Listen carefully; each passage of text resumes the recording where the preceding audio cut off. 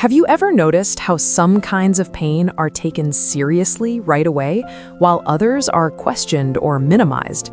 If someone breaks a leg, no one says it's a lack of willpower to walk.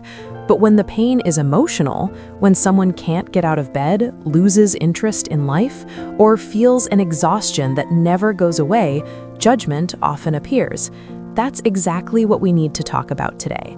Because depression is not weakness, and understanding this can completely change how you see yourself or how you see someone who is suffering. Maybe you've heard phrases like, "You just need to try harder," "think positive," or "others have it worse." Or maybe those words came from your own inner voice. The truth is that depression is one of the most misunderstood conditions in our society, and that misunderstanding creates guilt, shame, and silence.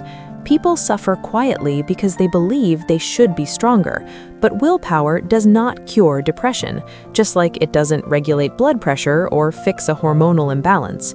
Before we continue, if this kind of content is helpful to you, consider leaving a like, subscribing to the channel, and turning on the notification bell. This helps the channel reach more people who may need to hear this message. Now let's continue, calmly and honestly. Depression is not just sadness. It's not a bad day or a temporary phase that goes away with rest or distraction. Depression is a complex mental health condition that involves changes in brain function, neurotransmitters, sleep, appetite, energy levels, and the way a person sees themselves and the world. It affects thoughts, emotions, and even the physical body. That's why many people with depression experience body pain, heaviness, and deep fatigue, even without physical exertion. When someone is depressed, the brain operates differently. Areas related to motivation, pleasure, and decision-making become less active, while regions linked to self-criticism, fear, and guilt tend to become overactive. This creates a cycle that is extremely difficult to break by simply trying harder. The person wants to react, wants to improve, but can't access the emotional energy to do so. This has nothing to do with character, discipline, or moral strength. One of the biggest myths about depression is the idea that if someone truly wanted to get better, they would. This belief completely ignores the biological side of the illness. In a depressive state, the brain struggles to generate motivation and emotional drive.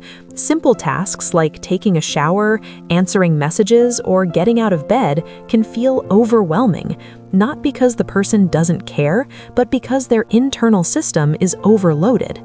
Another important point is that many people with depression are incredibly strong. They keep working, taking care of family, meeting responsibilities, while feeling empty inside.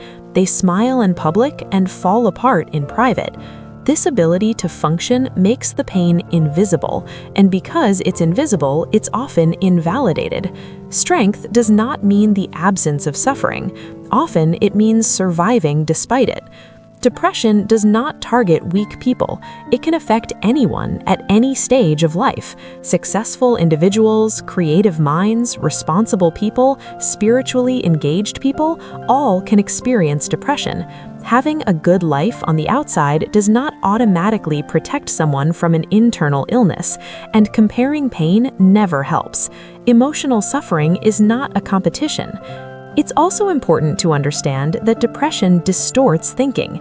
It makes people believe they are not enough, that they are a burden, that they have no value, and that nothing will ever change. These thoughts feel completely real to the person experiencing them, even when they don't reflect reality. Saying it's all in your head doesn't help because the brain itself is the organ that is struggling. When we begin to understand depression as a health condition, something shifts. Guilt starts to loosen its grip, shame begins to fade, and space opens for seeking help. Treating depression is not a sign of weakness, it's a profound act of self-care and courage. Acknowledging that something isn't right and asking for support is strength, not failure. And this is important to say. Help exists, treatment exists. With professional support, emotional connection, and in some cases, medication, lives can change. But the first step is to stop judging yourself or others, to replace pressure with understanding, silence with conversation, isolation with connection. Maybe you're watching this because someone close to you is struggling, or maybe you're facing a difficult moment yourself. Either way, you are not alone. What you feel is valid. Depression does not define who you are. It is a condition, not an identity. When society treats depression as weakness, this mindset creates an environment where people are afraid to speak, afraid to ask for help, and afraid of being seen as incapable.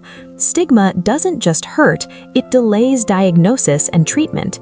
Many people suffer for years in silence because they believe admitting pain means admitting failure, and that belief is deeply unfair. Recovery from depression does not happen through pressure. Statements like snap out of it, push yourself, or just be positive usually have the opposite effect. They increase feelings of inadequacy and reinforce the idea that the person is failing. What truly helps is validation, listening, and patience. Understanding every small step matters, even when it doesn't look like much from the outside. Depression doesn't disappear overnight. Healing is gradual and often non-linear. There are better days and difficult days, and both are part of the process. Expecting someone to improve quickly just because they started treatment shows a lack of understanding of how complex this condition is. The brain needs time to recalibrate. Emotions need space to be processed. There is no off switch for emotional pain. Seeking professional help does not mean someone has lost control of their life. It means they are taking responsibility for their mental health. Therapy is not weak conversation. It is a structured, evidence-based space where people learn to understand their thoughts, emotions, and behaviors. In some cases, medication is necessary to rebalance brain chemistry, allowing the person to regain enough emotional energy to engage in the healing process.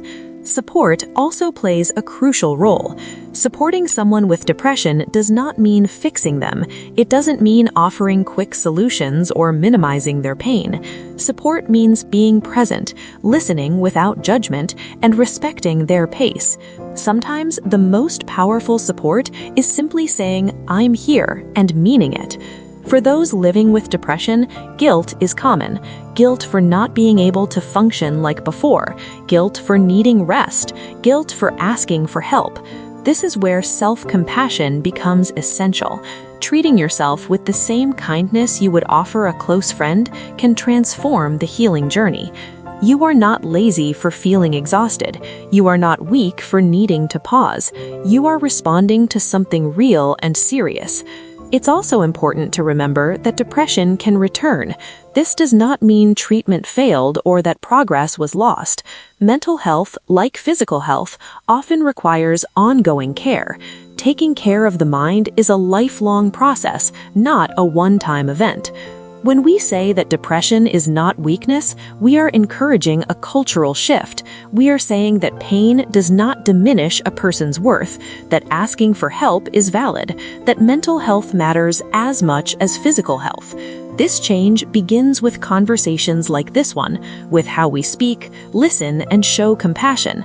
If this video helped you in any way, consider sharing it with someone who might need to hear this message. Leave a like, subscribe to the channel, and turn on the notification bell to continue receiving content focused on well-being, mental health, and quality of life. Your support truly matters. Thank you for staying until the end. Take care of yourself, respect your limits, and remember, you don't have to face everything alone. Until the next video.